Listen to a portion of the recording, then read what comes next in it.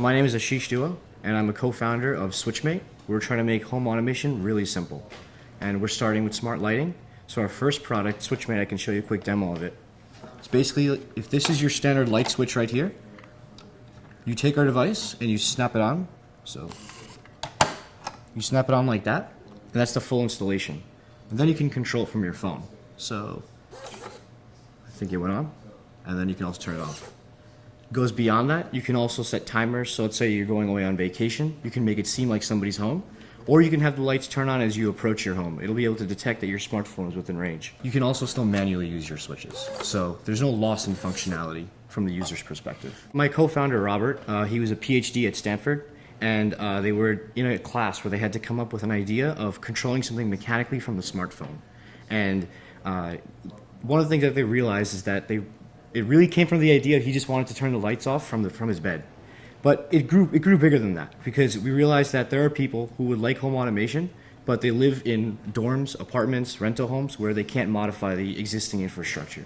So a product like this that just snaps over and doesn't change anything was the perfect solution. I think a great crowdfunding strategy you should have is to build up the momentum beforehand. Like, you should really try to find those core people who you know will go ahead and order as soon as the campaign goes live. Like, we grew a fairly large mailing list before we even went live. The research that we did to find out why home automation is, actually there's only about 2% adoption rate of home automation. And we think that's because current solutions are far too complicated and too inaccessible to the average consumer. So a product like this that's just so simple to install really resonates with a much larger crowd. The one thing with hardware is really figuring out how do you take something from your mind to actually out to the market. So there are a lot of steps there. Beta testing is something that's really important, so prototyping isn't as simple in hardware. So that's a pretty big challenge.